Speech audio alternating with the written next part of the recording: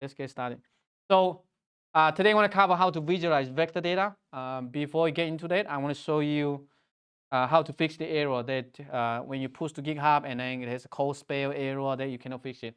So very simple. Go to your repo and then scroll down to this one under the home page, root directory, mkdocs.yml. So this one controls how the website is being built. And the reason why the code spell is checking is because it's using this file. So the website here, let me show you, focus on this portion. So scroll down and then find the plugins, and there's mkdocs Jupyter.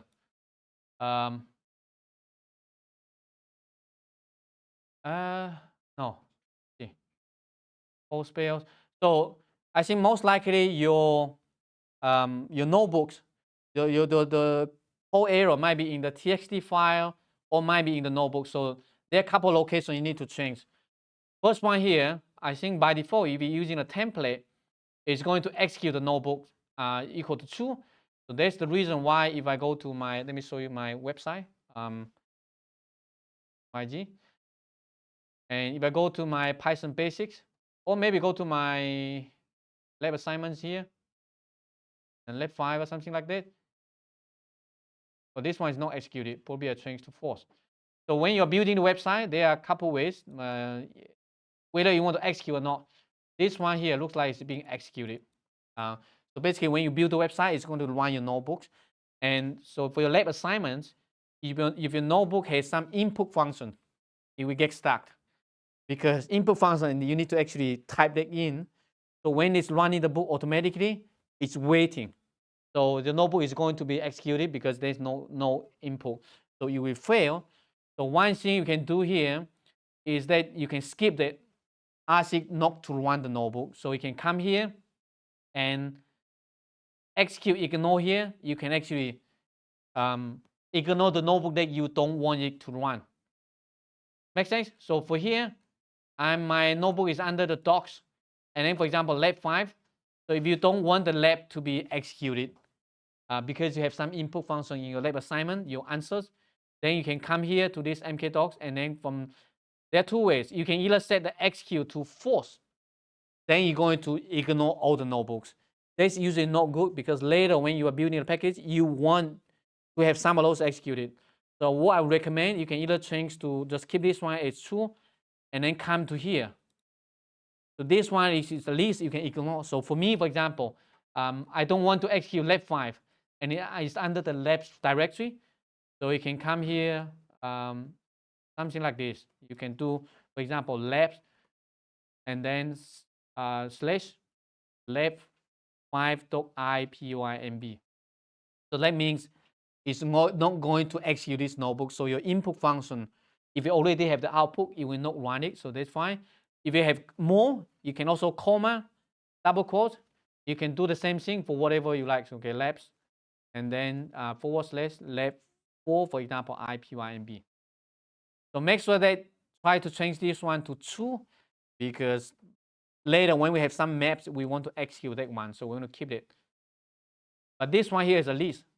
So you can ignore as many notebooks as you want. So if it's getting stuck somewhere, ignore this one. And make sure you don't have the docs folder at the beginning, because when it's executing, it's treating everything under this docs directory. You don't need this, okay? Pay attention, you don't need this, okay? Otherwise, it's the incorrect file path, okay? So don't put the docs, because this one automatically using the docs. Otherwise, you'll be docs and then labs, and then make sure you pay attention. Otherwise, it's going to have running issue. So this is one thing that's to fix the input function, the issue. Next one is the code spell. So the code spell, you can go to the workflows, and then you'll be two files you need to change. So the docs.build, so this is the one that actually has the code spell integrated in there. So if you double click docs-build.yml, so this is the one you can look at in here. And most likely for your notebook, I think it's because you have something, it fails because you have txt file, have some errors in that. So you can find this line here, run code spell and then skip something star.csv star blah blah. And probably for you guys, I think it's somewhere doc git. I think for the template it's under doc git or something.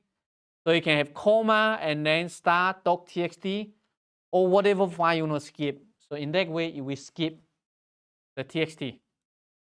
Make sense? So just maybe go to my repo. You can copy the entire line and then paste to yours, or you can just type manually. So like I said, for you guys, it's probably like this. You don't have this one. This is the one that I added previously because there's also the error. So like yours should be something like this. And just type comma star.txt. You will not check the txt file. And then Control S. Do the same thing for the docs. Because the docs view, this one is for the pull request. So if you submit a pull request, you will know that. But if you don't use the pull request, if you directly push to GitHub, then you also need to change this one, star.txt. Or if there's any notebook you don't want to check, for example here, like data type.ipynb or something like that, you will also ignore that. Make sense? Go to my repo, find the file, copy and paste. You should be able to figure it out. So code spell, don't turn it off because if you really hate it, you can just delete the entire line. But it's not recommended because your source code is going to end up with a lot of typos and it's going to look very unprofessional. So make sure you have some basic checking, just like you are submitting a paper. You don't have something, but they have something like some acronym that's like you want to keep it. For example, there might be something here. If there's some keywords that's the right one, don't want to treat as typo, you can also add it in here. Okay, so here only has two, ACI and a hist, right? It's trying to go in like a histogram, but sometimes there will be a variable name called hist file as well. So you can basically look at this one, ignore the file types or ignore the keyword. Either one is fine. And if you have input functions, you don't want the notebook to run, then it's here. So these are the two locations that you can fix the docs view error. Questions? Okay. So next, let's move into the real one. Okay. So for today, I'm gonna teach you how to visualize vector data. So what kind of vector data format that we encounter? Shape file. What else? Besides shape file, what other data format? No, there's no next door format. That's within the geodatabase. So GDB, yeah, geodatabase. What else? GeoJSON, yes. Anything else? GeoPackage. Right? Those are some of the common ones. So basically, we're going to teach you how do you actually visualize that using Python. Okay, and so I'm going to build on top of the package that we did. So I'm going to go to my main repository. So last time there's a map like doc something, right? So we create a map, we add the layer control, we add the base map. And this time I'm going to add something, for example, add GeoJSON or add shapefiles, add GeoPackage or add vector, any vector data. Then we can actually visualize that. So I'm going to show you how to do that, add a function in here so that we can actually visualize that. Before I do that, I'm going to show you an example. So if you go to leaf map, okay, so I'm going to go to IPy leaflet to show you the example. So this is how you learn the example and then you simplify it and then you integrate it into the package. So this is how I do things for all my open source packages because I'm not building something from scratch. I build on top of some other packages and you need to learn for the example. So for this one, I'm going to show you here. If you go to layers and then I'm going to go to on the left side here. If you scroll down, there's one here called GeoJSON. Okay, GeoJSON. So basically, this is the simplest geospatial vector data format. It's just a simple TXT file. It's a dictionary. And look at this. This is a simple script to help you visualize the vector data. So you can always try out what other packages they can do, and then you try to think about how do I simplify this one.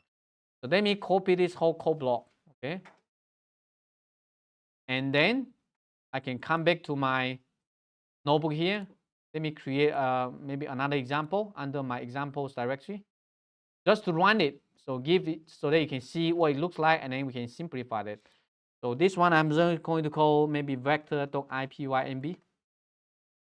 Okay, and then I just going to paste this source code. Then we can run it, see how it works. You need to select the kernel, and hopefully you'll be able to see the map, and then we can go from there. I'm going to take a couple seconds. Looks quite complicated, but we go through that there later. It's actually pretty simple. Okay, see the map? Pretty nice. Again, you cannot zoom in and zoom out unless you use the button. Okay, but if you hover your mouse, you see it's going to be highlighted. Pretty cool, right? So this is a simple way for visualizing a GeoJSON, something like that. And right now we have this interactive map. We have this layer here, just as the country, something like that. So we're going to do something very similar, but it should be just one line of code. We just call map.add something, and then we have that. So this one here, this is what we have right now for our package, right? So if I go to this one here, import geo hey, right? This is my package, okay? And I can create a map, geo.map, okay? And then I can create a map, display it. Right? So what we want is to have something like map.add, for example, GeoJSON, and then just passing the file name, and then you can visualize that, rather than you have to write so many lines of code. Okay, so this is the idea. We can also add a base map. So let me remove this one here, right? So for your package, you should already probably have some kind of base map. So for example here, open topo map, right?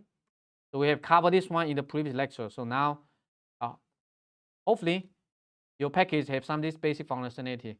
You're going to add a GeoJSON. So look at this one here. This is the file, and it's going to import the map, and then you're going to check the file whether this one exists or not.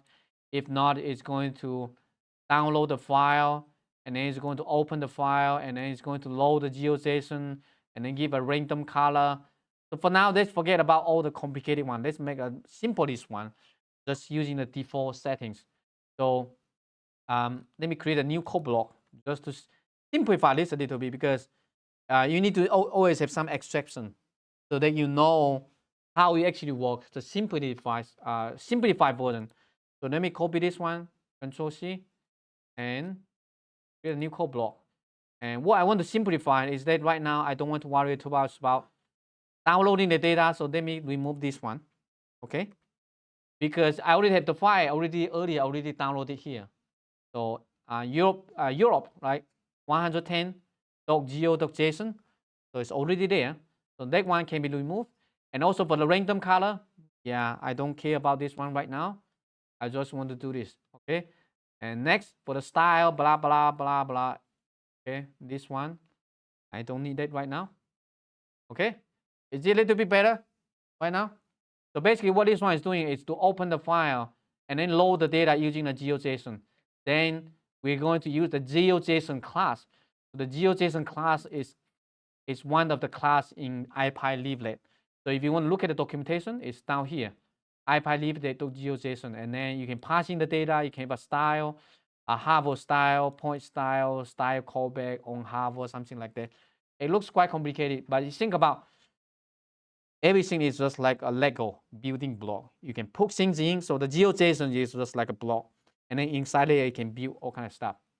So right now, let's come back to this notebook in here. Let's remove all of this. Okay, so we greatly simplify this one right now.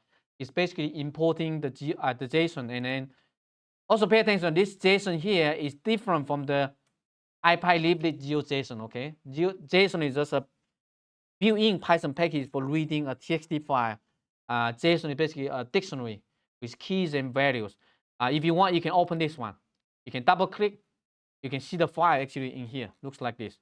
So it's just a dictionary with keys, values. So there's a feature collection and then a key, value. So it's just like, it's a simple GeoJSON. So it's pretty straightforward. And what we're doing here right now, let's run this one, see if it works. You see, this is the default one. It's not very fancy, but you see the GeoJSON right now on the map, right? If you can zoom in, you can zoom out. but it doesn't have the hover or doesn't have anything. So what we want to do here is to do the same thing, but we simplify this a little bit so that there's only one line of code. So that we can load the file from anywhere. Load the file from locally and then integrate it into our package. Okay, sounds like a useful application. So basically you want your map to be able to visualize all kind of vector data and raster data. We talk about raster data next week. But for now, okay, let's start getting into that, right? So you need to have the file. Once you have the file, you want to load the file, and then you can create a map, and then create a GeoJSON class, and blah, blah, and then add a GeoJSON. That's it. So it should be easy to implement. So what you want to do is to go to your package, and then come here, go to this one. So it's going to be under my map class because you're going to be map.add.geojson, for example. So what we can do, I come here, we can start doing coding because once you test it, everything works fine. So now we can do the abstraction. So you'll be df add geojson or whatever function you want to choose, right? Oh, perfect. I love it. Automatic complete. So I don't need to write. But it's not perfect. I think you need to make changes because if you're using this one, you need to pass in a dictionary. So what I'm saying here, if you don't know what this one it looks like, you can create a new block in here. I can show you, right? And then you can print out the data to see what the data looks like. It looks like this. It's very long. So you don't want it. You want the user to give you a string, give you a file path, and then you load the file path, you visualize that, rather than you have to pass in a dictionary. So in here, what we need to do, besides you get into the data in here, is that you want to track. So if the data is a string, you want to load the data using a JSON package and then turn it into a dictionary, basically read the data. So again, let me move this one a little bit. Maybe let me turn off this one. And so here, I recommend sometimes if you have an example, you want to do it side by side, click this one. In the upper right corner here, there's this split window. If you click, then I can do it side by side. So now you can learn from this example. See how this one is done. And let me remove here. Okay. So if it is a string, basically it's a file path. I'm going to load the file path and then turn it into data. So come back to here. What we can do is to check the data types. So this function is very useful. It's called isInstance.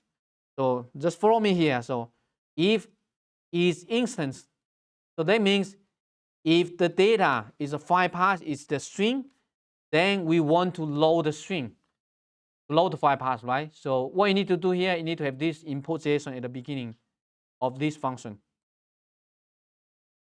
Okay. So if there's a string, then what you need to do is going to be data equal to JSON dot load data.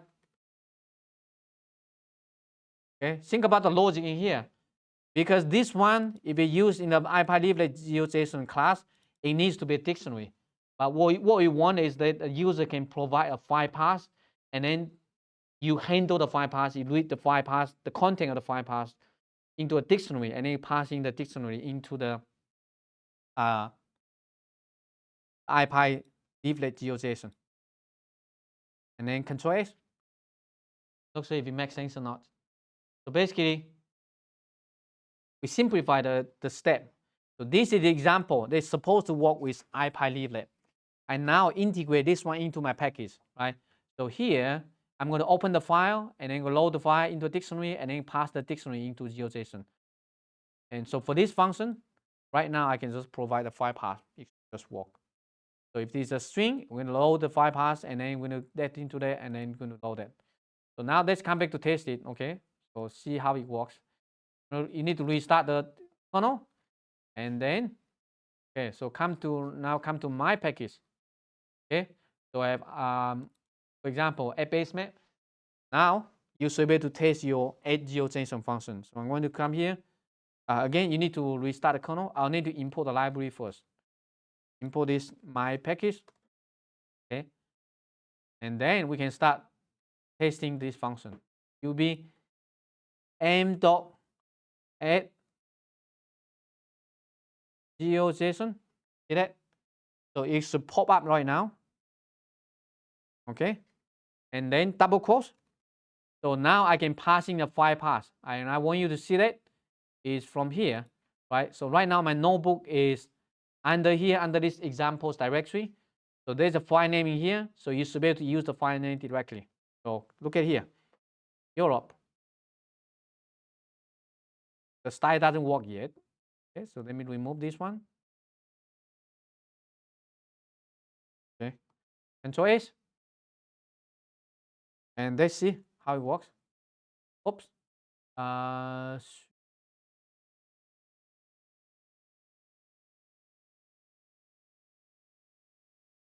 JSON folder. Let me go back to.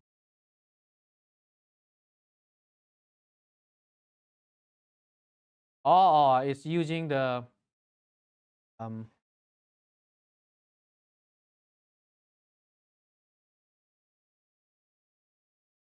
I forgot. So open. Okay, yeah, I forgot this line. So you need to actually open the file and then load it into something. So what we need to do is something like this. We open the file path and then SF and then data equal to JSON.logf. So let me this one again. Yeah, sometimes you need to go through debugging a couple times. So just follow this example, just like this. So if there's a string, I'm gonna with open, okay, data is f and then JSON.logf. This one, like this. And then you need to indent it. It might look a little bit complicated, but it's not.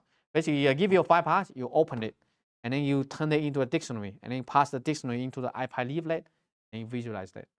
So let me Control S.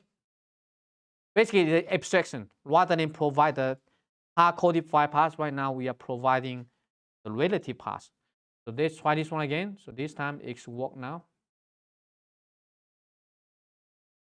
Here. See the output. Restart the kernel. Then here, for the package. Do this one. Run this one. Oh.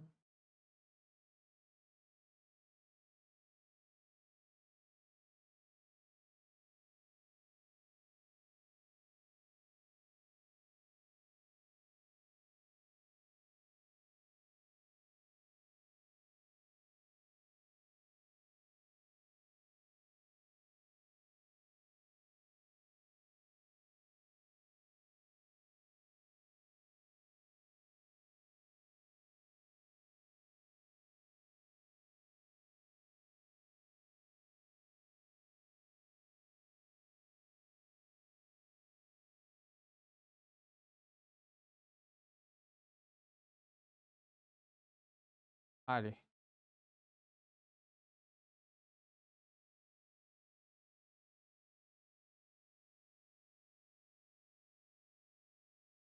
Okay.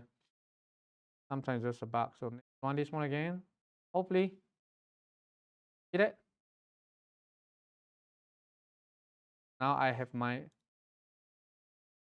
package that actually can load a file path. So this is how you actually integrate a function, right? So previously, if you for the IPy like it doesn't work, you cannot just pass in a file path. You need to pass in a dictionary. But now I can pass in a file path. I can load it, and then I can have the map here directly on my package. So from here, you can start downloading data. So now my package should be able to handle all kind of GeoJSON. But keep in mind, if your GeoJSON file is too big, you're going to have problem. So what this one is doing is actually turn that one and then put into the HTML. So it's good if your data is only a couple megabytes, but if it is hundreds of megabytes, it's going to be very slow because it's dumping all the data onto the map. So it's not very, very fast. And so here I can show you another example, right? I can go online to download some data, and then I can start trying it out, see if it works. So for me, for example, I can go to my repository here. I'm going to try to download some like GeoJSON, see if I can try it out. So I have a repository called data here, And for example, I have the, how about this? How about some countries? Okay, so I have this country GeoJSON or something like that. Here, I can download this one. I can try it out, see if it works. So I'm gonna download this GeoJSON file. You see, on GitHub, it actually automatically render this one for you. But for me, I can also render it using my package. So I'm gonna download this one to my directories, examples. Paste it here, save it here. Now come back to this one. So it is, oh, this is the continent, not really country. You can, this will be a country, so GeoJSON, okay? You can download to my repo if you want to, or you can try out any GeoJSON file that you have on your local computer, okay? So once I have this one, then I can come back to the notebooks. I can try it out here. Let me comment out this one, the m.add GeoJSON, okay? And then I can, the countries, see, countries.geojson, run it. See, you see the layer in here? Probably you can add the layers control. Right now there's no layer control. I made add layers control. So you can turn the layer on and off. Right here, GeoJSON. Right? Now, one line of code, right? Compare to the IPyLib example is quite complicated. But because we're using the simple style right now, it doesn't really do much here. But you can change the style. So all we need to do is to figure out how to actually use something, add more functionality. Because right now we're using the default one. It's kind of like blue color. So let me show you here. I can go back to my source code. We're kind of out of time, but let me quickly show you how you can add a little bit more so that you can customize the style. So what I'm going to do here is to go to my package, and then from here, oh, it's actually already accepted because we use this star keyword arguments. So that means you can provide any other keyword arguments. It's going to be accepted by the GeoJSON. So what we can do here in this example is that right now we're just using the default, right? The default add GeoJSON and then country. So if you use your comma, it's going, you can provide the layer name, for example, countries. So if I run this one, you see now we have countries in here, right? So the name controls the layer name. You can change to whatever you want, but you can also provide the style. So when you have all your polygon, what style do you want? So what you can do is to go back to the example. You can find something like this. Then, so in here, I'm going to copy this one, and then I can come back to here. So if you really want to customize the style, this is where you can customize. So I'm going to have this, like style, and then opacity, blah, blah, weight. Opacity means the outline, and whether you need to fill the color and the weight. Let's just use this one for now, okay? And then from here, because my function accepts any parameters that you are not specifying, it's going to pass into the IPyLib GeoJSON. So what we can do here is just type in style equal to style, and then hover style equal to hover style. So because these two parameters is not showing up on my map.xGeoJSON. So the star means anything that's not in here is either not data or name. Anything else, you're going to directly passing back to this GeoJSON because the GeoJSON accepts those parameters. So that's why we can use it. So right now, if I do it like this, run this one, and oops, the style is back to tick all. Oh, okay.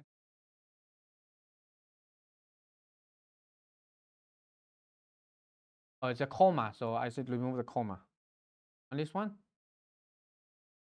See that? Do you see the differences right now? See? And I hover my mouse. Look, the color doesn't look good. You need just to change it.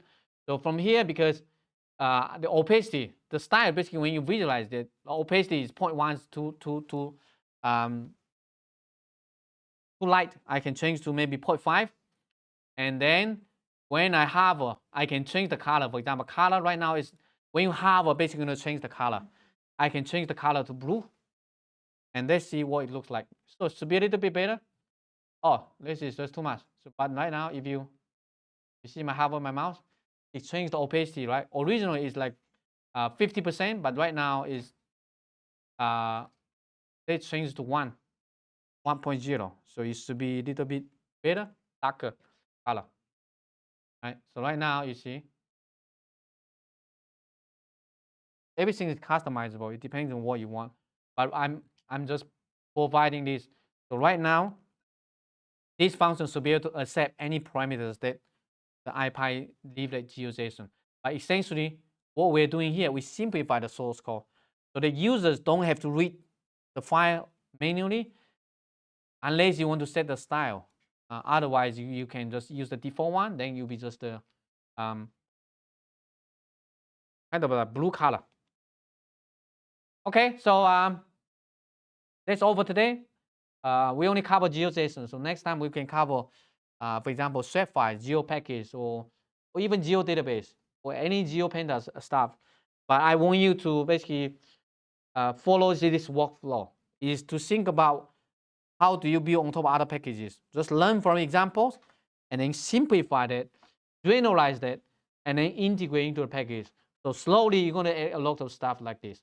But this is the overall the general workflow, how you build open source packages on top of other packages. We still have 8 minutes? Oh, I saw it's like done. Okay. Okay, that's good. Then let's continue. Okay. I saw it always like it's just 2:30. It's 2:40. Anyway, so we have a couple minutes, but right now you see you can customize it. Right? Okay, so you can use this example to, if you want to set the default style. For example, if you don't want the default one, you can say here, if the user doesn't provide the default style, you can use a different style. So let me show you how to do that. Again, if I comment out this stuff in here, so this will be the simplest one, right? The user can just provide a file path, and it's going to visualize that, and assume that, okay, you don't like the thickness. This is just too much, and it doesn't have a hover style, right? Right now it's only like there's no hover style because I don't provide it. But in your source code, you can actually do, if the user doesn't provide the hover style, you can use a default one. So again, let me show you out here. It's kind of a little bit complicated, but this is how you customize it. So I'm going to come back to here. This is where you check whether the user provide the style or not. So you can do it like this, okay? If style, okay, perfect. I like it. If the style is not provided, I'm going to set the style. So basically, keyword arguments eventually is going to be here. So that means if the user don't provide, I'm going to do this. So right now, for example, the color is green. I can change to like color is blue. And then weight is 0, fill opacity is 0.5. Okay. So that means user don't able to provide. This is the default style. I can also do similarly for the hover style. Okay. If hover, okay, perfect. I like it. Okay. Fill color, I can also do maybe equal to blue. And then the fill opacity, you want to increase or decrease. You don't want it to be the same. So for me, I can increase maybe to 0.8%. 0.8 means 80% opaque. So right now, right, I add 2 more lines code. You will see the default style will be different. Okay. So let me come back to here. And remember this one, okay? Once I restart, it's going to be different. Okay. Because this one is using the IPy leaflet default style. I don't like it. That's why I customize it. So for me, clear all the output, restart. And right now, I can remove this. And so this one.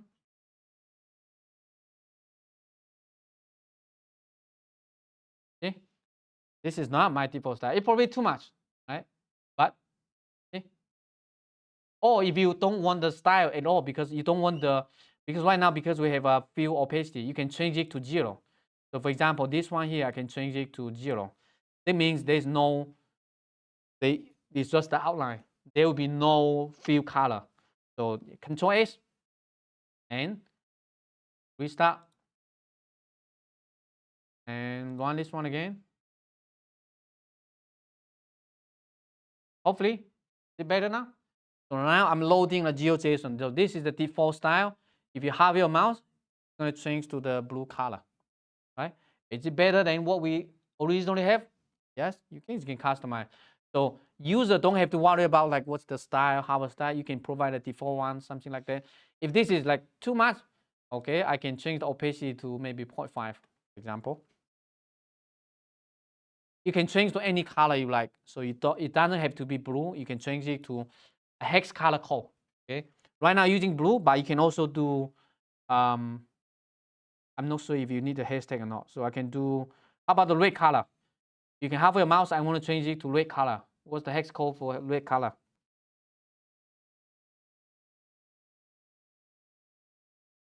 RGB, right? FF 0000. Right. So this is red. And let's see if it works. Okay. Control S. Find it. Start kernel. Start. Find it. So this time when you have your mouse, it should be red color. Up to you what you want to do. It's not working, so that means you probably need a hashtag. Sometimes it's a little bit tricky. Yeah. Hashtag. Yes. Not quite sure, but try it out. Find it.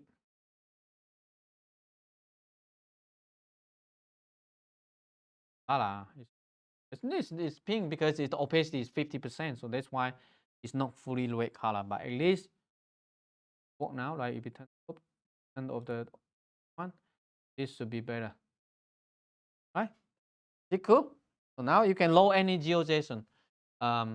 Again, it's for smaller file size, but you can do that for pretty much anything. So this is the file need to exist on your local computer, and then just as a add GeoJSON. Similarly, we can create another one called add shapefile. For example, add GeoJSON, add shapefile, add vector, or whatever you like. But at least right now, this is the default, for example, style you want the user to have, and it's pretty interactive, right? So it's not a static map anymore. Now you know how to load the GeoJSON using your package. So we only have 2 minutes. I don't think we are really running out of time this time now. So here, for the assignment, for example, I want to give it to you. Maybe I want to release the lab later, tomorrow. But for example, here I can create another function. Okay, just to show you, I'm gonna say def, oops, de def add. Okay, maybe XSP. I will see how Google collab. Okay, yeah, not bad. You see that? You can try it out. It's probably going to work decently. Control S.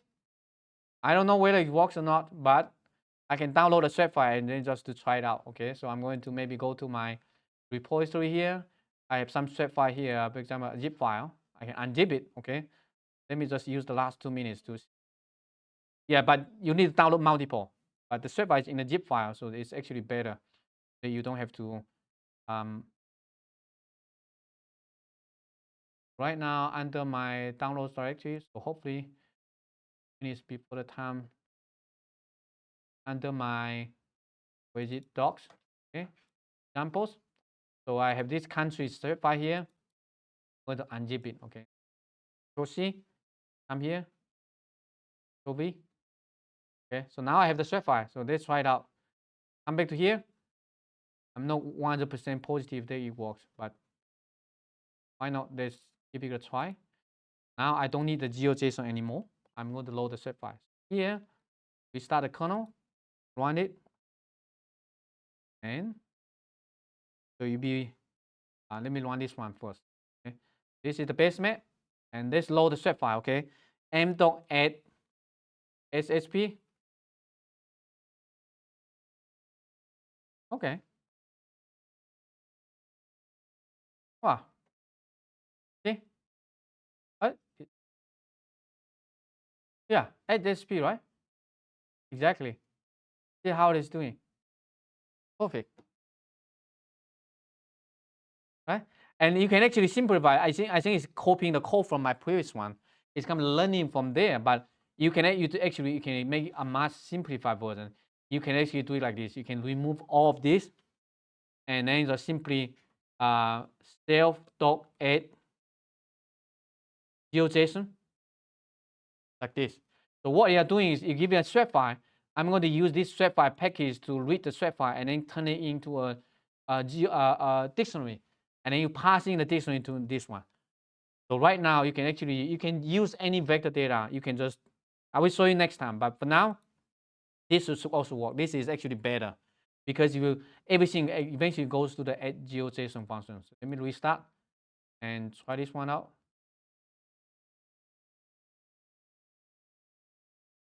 See how nice. So it's using my default GeoJSON parameter. Anyway, I will upload this one to GitHub. You can copy and paste and then add it into your package. But I hope right now you get the idea how this is done, and then with the overall workflow and also GitHub Copilot, you should be able to write things very, very quickly and then just make some modification, and then your package will become more and more powerful. And we haven't covered it, but you also need to add this one to your requirements.txt, because otherwise you will get an import error. But you don't want to add too many in here because some of the packages are difficult to install on Windows or on some operating system. So you need to be careful about what to add, what to ask the user to install themselves, what to be included in by default. So we cover that next week when we have the lecture. Okay, so that's all for today. I will see you next week.